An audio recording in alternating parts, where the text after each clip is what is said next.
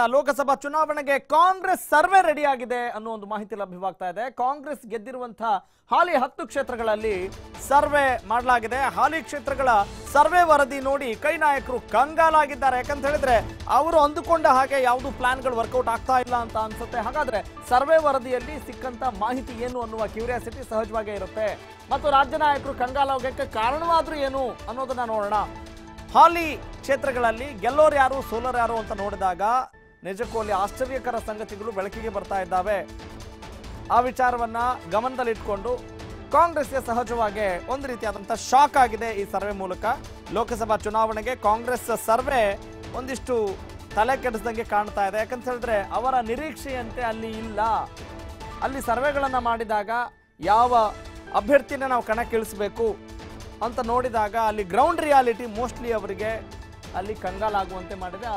ಅದಕ್ಕೆ ಸಂಬಂಧಪಟ್ಟ ಹಾಗೆ TV5 ಎಕ್ಸ್ಕ್ಲೂಸಿವ್ ಇನ್ಫಾರ್ಮೇಶನ್ ನಮಗೆ ನೀಡುತ್ತೆ ವೀಕ್ಷಕರೇ. ಎಸ್, ಒಟ್ಟಿನಲ್ಲಿ ಹಾಲಿಗಳಲ್ಲಿ ಗೆಲ್ಲೋರು ಯಾರು ಸೋಲೋರು ಯಾರು ಅಂತ ನೋಡಿದಾಗ ಕಾಂಗ್ರೆಸ್ನ ಒಂದು ಎಕ್ಸ್ಪೆಕ್ಟೇಷನ್ಸ್ ಅಷ್ಟು ಸುಲಭವಾಗಿಲ್ಲ ಮತ್ತು ಆ ಎಕ್ಸ್ಪೆಕ್ಟೇಷನ್ಗೂ ರಿಯಾಲಿಟಿಗೂ ತುಂಬ ಬಹಳ ವ್ಯತ್ಯಾಸ ಇದೆ ಅನ್ನೋದನ್ನ ನಾವೀಗ ಗಮನಿಸಬಹುದಾಗಿದೆ ವೀಕ್ಷಕರೇ. ಯಾಕಂತ ಹೇಳಿದ್ರೆ ಅದಕ್ಕೆ ಸಂಬಂಧಪಟ್ಟಂತೆ ಮತ್ತೊಂದು ನ್ಯೂಸ್. ಕಾಂಗ್ರೆಸ್ ನಡೆಸಿದಂತ ಸರ್ವೆಯಲ್ಲಿ 3 ರೀತಿಯ ವರದಿ ಉಲ್ಲೇಖಗಳಾಗಿದ್ದಾವೆ.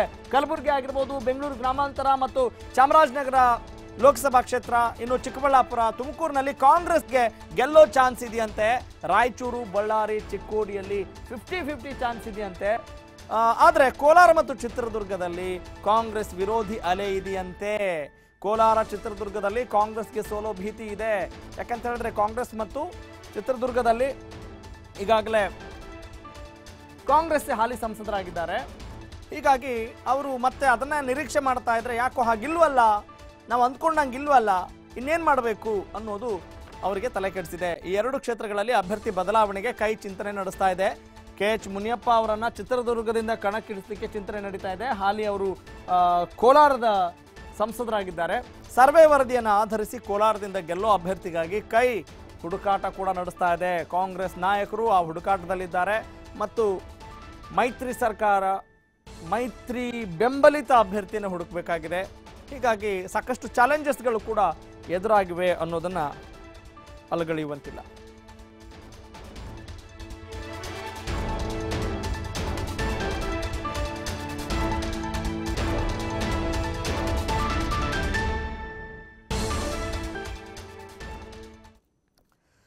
ಬನ್ನಿ ಬಗ್ಗೆ ಮತ್ತಷ್ಟು ಡೀಟೇಲ್ಸ್ ನೀಡ್ತಾರೆ ನಮ್ಮ political correspondent Shivakumar Johalli. Shivakumar, very good morning. ಈಗ ಕಾಂಗ್ರೆಸ್ ತನ್ನದೇ ಆದಂಥ ಲೆಕ್ಕಾಚಾರವನ್ನು ಹಾಕ್ಕೊಂಡಿದೆ. ಈ ಲೆಕ್ಕಾಚಾರದಲ್ಲಿ ಅವರಿಗೆ ಉಲ್ಟಾ ಆಗಿರೋದೇನು, ಏನೆಲ್ಲ ಅವರಿಗೆ ಪ್ರಾಬ್ಲಮ್ ಅನ್ನಿಸ್ತಾ ಇದೆ, ಯಾವೆಲ್ಲ ಚಾಲೆಂಜಸ್, ಯಾವೆಲ್ಲ ಸವಾಲುಗಳಲ್ಲಿ ಎದುರಾಗ್ತಾ ಇದ್ದಾವೆ? ಒಂದು ವೇಳೆ ಅಭ್ಯರ್ಥಿಗಳನ್ನ ಚೇಂಜ್ ಮಾಡೋದಾದ್ರೆ ಅವರಿಗೆ ಸುಲಭದಲ್ಲಿ ಅಭ್ಯರ್ಥಿ ಸಿಕ್ಬಿಡ್ತಾರೆ ಅಂತ ನಿರೀಕ್ಷೆ ಇದೆಯಾ ಕಾಂಗ್ರೆಸ್ಗೆ? ಖಂಡಿತವಾಗ್ಲೂ ರಾಘವ್, ಯಾಕೆಂದ್ರೆ 15ಕ್ಕೂ ಹೆಚ್ಚು ಕ್ಷೇತ್ರಗಳನ್ನ ಕಾಂಗ್ರೆಸ್ ಗೆಲ್ಬೇಕು ಅಂತೇಳಿ ಈ ಬಾರಿ ಆವರಿಸ್ತಾ ಇದೆ. ಮತ್ತು ಯಾಕೆಂದ್ರೆ ಮೈತ್ರಿಯ ಜೊತೆ ಸೇರಿ 22ಕ್ಕೂ ಹೆಚ್ಚು ಕ್ಷೇತ್ರಗಳನ್ನ ಗೆಲ್ಬೇಕು, ಜೊತೆಗೆ ದೆಹಲಿಯಲ್ಲಿ ರಾಹುಲ್ ಗಾಂಧಿ ಅವರನ್ನ ಪ್ರಧಾನಿ ಮಾಡ್ಬೇಕು ಅನ್ನುವಂತ ನಿಟ್ಟಿನಲ್ಲಿ ಸಾಕಷ್ಟು ಪ್ರಯತ್ನವನ್ನ ಕಾಂಗ್ರೆಸ್ ಪಕ್ಷದ ನಾಯಕರು ಮಾಡ್ತಾ ಇದ್ದಾರೆ. ಈಗಾಗಲೇ 2 ಬಾರಿ ಒಂದು ಕಡೆ DCM ಪರಮೇಶ್ವರ್ ಅವರು ಒಂದು ಸರ್ವೆ ವರದಿಯನ್ನ ರೆಡಿ ಮಾಡ್ತಿದ್ದಾರೆ, ಮತ್ತೊಂದು ಕಡೆ ಕಾಂಗ್ರೆಸ್ ಪಕ್ಷದಿಂದಲೂ ಕೂಡ ಒಂದು ಸರ್ವೆಯನ್ನ ಮಾಡ್ತಿದ್ದಾರೆ.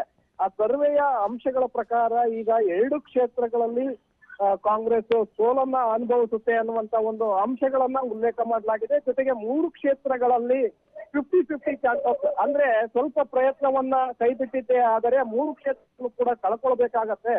ಒಟ್ಟು ಹಾಲಿ ಇರುವಂತಹ 10 ಕ್ಷೇತ್ರಗಳಲ್ಲಿ 5 ಕ್ಷೇತ್ರಗಳನ್ನ ಕಳ್ಕೊಳ್ಬೇಕಾಗತ್ತೆ ಅನ್ನುವಂತಹ ಒಂದು ಎಚ್ಚರಿಕೆಯನ್ನ ಸರ್ವೆ ವರದಿಯಲ್ಲಿ ತಿಳಿಸಲಾಗಿದೆ. ಸೊ ಇದು ಈಗ ಕಾಂಗ್ರೆಸ್ ನಾಯಕರ ಒಂದು ಆತಂಕಕ್ಕೆ ಕಾರಣವಾಗಿದೆ. ಅಂದ್ರೆ ಹಾಲಿ ಸಂಸದ ಕ್ಷೇತ್ರಗಳನ್ನ ಈ ಬಾರಿ ಗೆಲ್ತೇವೆ ಅನ್ನುವಂತಹ ಒಂದು ನಿರೀಕ್ಷೆಯನ್ನ ಕಾಂಗ್ರೆಸ್ ನಾಯಕರು ಇಟ್ಕೊಂಡಿದ್ರು. ಆದ್ರೆ ಇದೀಗ ಸರ್ವೆಯ ಅಂಶಗಳನ್ನ ನೋಡಿ ಈಗ ಕಾಂಗ್ರೆಸ್ ನಾಯಕರು ಏನ್ ಮಾಡ್ಬೇಕು ಅನ್ನುವಂತಹ ನಿಟ್ಟಿನಲ್ಲಿ ಆತಂಕಕ್ಕೊಳಗಾಗಿದ್ದಾರೆ.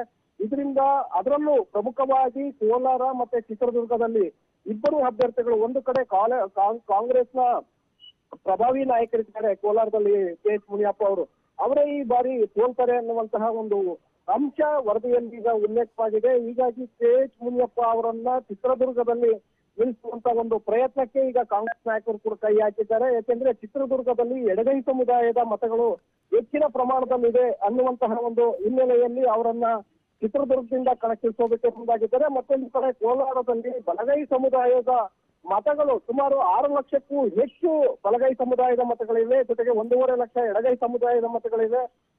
ಸಮುದಾಯದ ಅಭ್ಯರ್ಥಿಯನ್ನ ಅಂದ್ರೆ ಗೆಲ್ಲುವಂತಹ ಅಭ್ಯರ್ಥಿಯನ್ನ ಹಾಕಬೇಕು. ನಮ್ಮ 10 ಕ್ಷೇತ್ರಗಳನ್ನ ಹಾಲಿ ಕ್ಷೇತ್ರಗಳನ್ನ ಮತ್ತೆ ಗೆಲ್ಲಬೇಕು. ಅದರ ಜೊತೆಗೆ ಹೆಚ್ಚುವರಿಯಾಗಿ ನಾವು ಇನ್ನ 5 ಕ್ಷೇತ್ರಗಳನ್ನ ಗೆಲ್ಲಬೇಕು ಅನ್ನುವಂತ ನಿಟ್ಟಿನಲ್ಲಿ ಸಾಕಷ್ಟು ಕಾರ್ಯತಂತ್ರಗಳನ್ನ ಈಗಾಗಲೇ ಮಾಡ್ತಾ ಇದ್ದಾರೆ Raghav. Okay, got it. Thank you Shivu, ಧನ್ಯವಾದ ತಮ್ಮೆಲ್ಲ ಮಾಹಿತಿಗಾಗಿ.